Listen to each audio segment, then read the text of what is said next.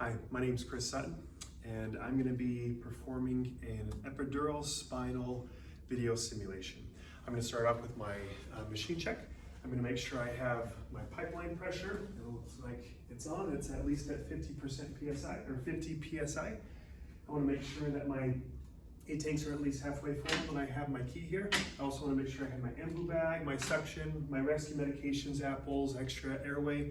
Also want to check my flow meters, my Link 25, that's functioning.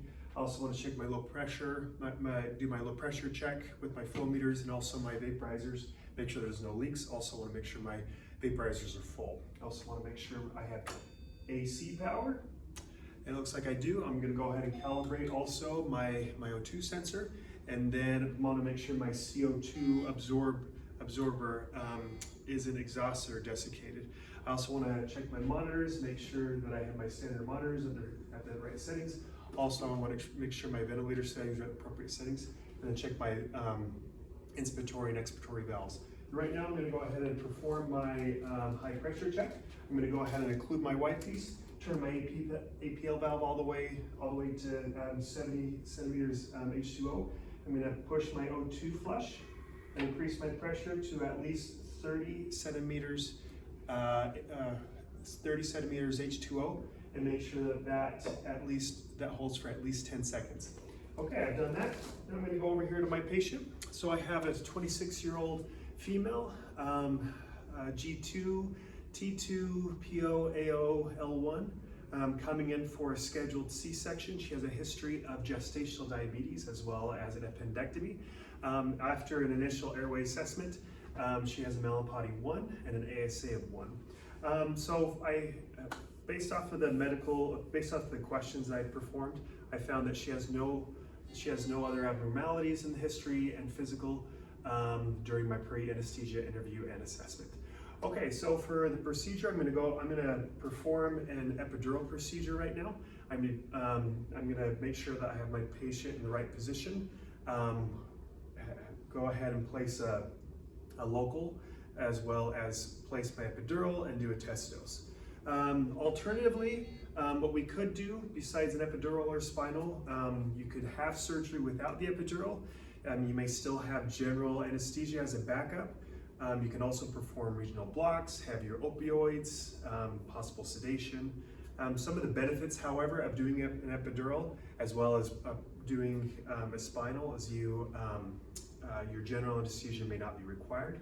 You have a decreased stress response, decreased risk of DVT, as well as decreased risk of ileus, secondary to early ambulation, and improved respiratory function. Some of the risks, however, both with epidural and spinal, is that you could have a total spinal, bathe the spine in block, as well as nausea, paravertebral, inserting it into a paravertebral vessel. Also have permanent nerve injury, as well as a post-dural puncture headache or a wet tap. Okay, so we want to make sure that the patient is informed of everything, the risks, complications, and what we're going to be doing, and make sure that we have proper informed consent, and we have obtained that informed consent. Now I'm going to go ahead and gather my supplies. I want to make sure I have my PPE, as well as my epidural kit, my narcotics, anesthetics, gloves, and my cart. I'm going to go ahead and position my patient. I'm going to put my patient sitting with her legs up on a stool, or her feet on the stool, hunched over, and I want her to arch her back like a cat. I'm going to go ahead and identify my landmarks. I'm going to find my iliac crest and identify my 2 Fier's line, and that's going to be kind of where your L3 or L4 is. I'm going to identify where I'm going to insert my epidural needle, and it looks like I found space right there between these 2 spinous processes. Okay, so I'm going to go ahead and pull out my kit, make sure I maintain sterility, and I'm going to go ahead and put on my chlorhexidine. I'm going to sterilize the area. I'm going to don on my sterile gloves.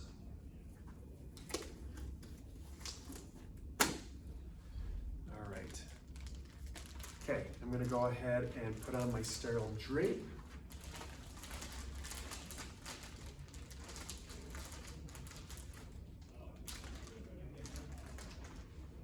All right, I wanna make sure I put it in the right position here. All right, that looks to be a good position right there. Perfect, perfect, okay. Okay, now we have our sterile filled. We're doing pretty well.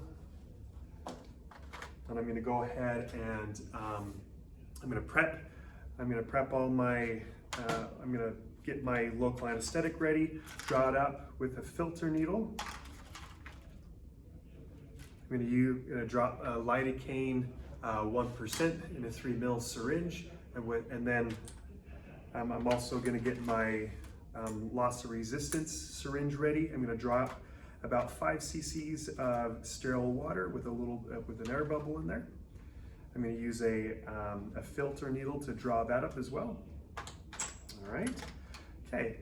And I'm also gonna draw up my medication, my test dose medication. I'm gonna draw that up with a filter needle. Okay, I've gotten my medications all drawn up, and I'm going to go ahead and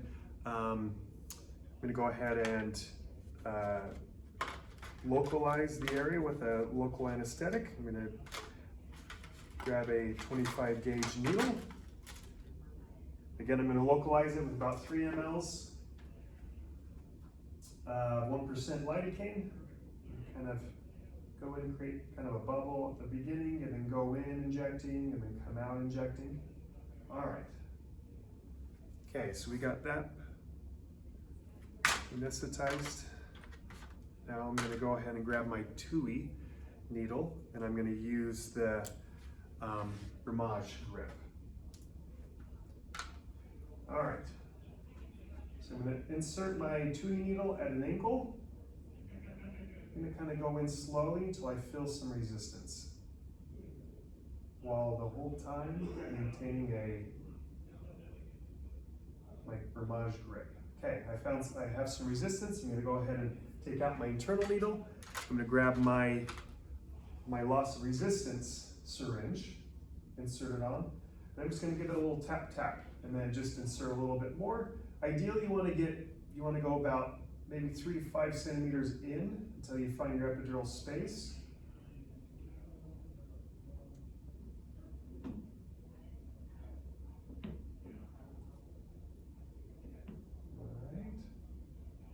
All right, okay. I lost my resistance, and that means I'm in my epidural space. Okay, all right, so now I'm gonna go ahead and place my catheter. I'm gonna place it initially approximately 4 to 5 centimeters, the length of how far in the TUI needle is, and then I'm going to advance it an additional 4 to 5 centimeters.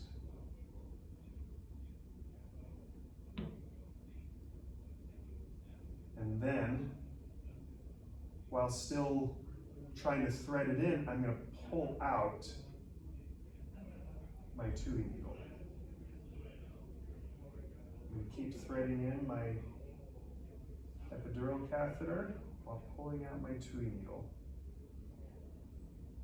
And I'm going to grab hold of it, and then my epidural catheter, and I'm going to pull out my TUI needle, and I'm going to make sure that this epidural catheter doesn't fall to the sterile field. I'm going to tape it. Again, it looks like we're about 10 centimeters in total. So I'm going to probably pull it out maybe just 1 centimeter. I want about maybe 9.5. Perfect. Okay, so now I had already drawn up my test dose. And I'm going to go ahead and insert 3 mils of 1.5% lidocaine with epi, 1 to 200,000 of epi, and that equates to about 45 milligrams of lidocaine and 15 micrograms of epi. So I'm gonna go ahead and place this at the end of it so that I can insert my test dose. All right, I've inserted it in, and there's some things that I want to keep an eye out for. I want to observe, and I also want the patient to identify. So we want to identify intrathecal and intravascular placement. So if it's intravascular, some of the things that we'll notice is that we'll have an increased heart rate of maybe 20 beats per minute from baseline.